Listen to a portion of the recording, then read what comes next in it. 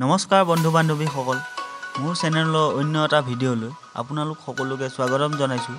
লগতে সাধাৰণ জ্ঞানৰ প্ৰশ্ন উত্তৰবোৰ পাই থাকিবলৈ চেনেলটো ছাবস্ক্ৰাইব কৰিবলৈ নাপাহৰিব। ধন্যবাদ।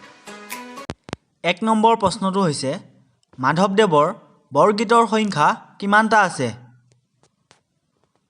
ইয়াৰ উত্তৰটো হৈছে মাধৱদেৱৰ বৰগীতৰ সংখ্যা ১৫৭টা আছে। ২ নম্বৰ প্ৰশ্নটো হৈছে, মাধৱদেৱৰ জন্ম ক'ত আৰু কিমান চনত হৈছিল? ইয়াৰ উত্তৰটো হৈছে মাধৱদেৱৰ জন্ম ১৪৮৯ চনৰ নাৰায়ণপুৰৰ লেটেকু পুখুৰীত হৈছিল। ৩ নম্বৰ প্ৰশ্নটো হৈছে, মাধৱদেৱৰ মৃত্যু কেতিয়া আৰু ক'ত হৈছিল? ইয়াৰ উত্তৰটো হৈছে মাধৱদেৱৰ মৃত্যু ১৫৯৬ চনৰ কোচবিহাৰৰ ভেলা সত্ৰত হৈছিল। ৪ নম্বৰ প্ৰশ্নটো হৈছে, প্ৰাচীন ভাৰতীয় সভ্যতাটোক কি সভ্যতা বুলি কোৱা হয়? ইয়াৰ উত্তৰটো হৈছে প্ৰাচীন ভাৰতীয় সভ্যতাটোক সিন্ধু সভ্যতা বুলি কোৱা হয়। ৫ নম্বৰ প্ৰশ্নটো হৈছে, চাণক্যই ৰচনা কৰা বিখ্যাত গ্ৰন্থখনৰ নাম কি? ইয়াৰ উত্তৰটো হৈছে চাণক্যই ৰচনা কৰা বিখ্যাত গ্ৰন্থখনৰ নাম হ'ল অৰ্থশাস্ত্ৰ।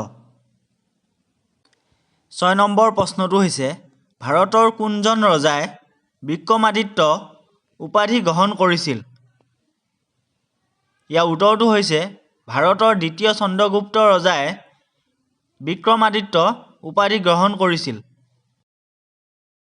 ৭ নম্বৰ প্ৰশ্নটো হৈছে, তৰাইনৰ যুদ্ধ কাৰ কাৰ মাজত সংঘটিত হৈছিল? ইয়াৰ উত্তৰটো হৈছে তৰাইনৰ যুদ্ধ পৃথ্বীৰাজ চৌহান আৰু মহম্মদ ঘোৰীৰ মাজত হৈছিল।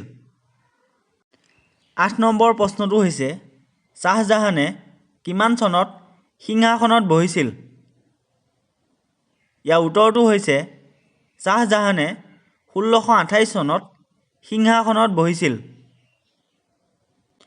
৯ নম্বৰ প্ৰশ্নটো হৈছে, শ্বাহজাহানৰ সমাধিক্ষেত্ৰ কোন স্থানত অৱস্থিত? ইয়াৰ উত্তৰটো হৈছে শ্বাহজাহানৰ সমাধিক্ষেত্ৰ আগ্ৰাত অৱস্থিত। ১০ নম্বৰ প্ৰশ্নটো হৈছে, শ্বাহজাহানৰ মৃত্যু কিমান চনত হৈছিল? ইয়াৰ উত্তৰটো হৈছে শ্বাহজাহানৰ মৃত্যু ১৬৬৬ চনত হৈছিল।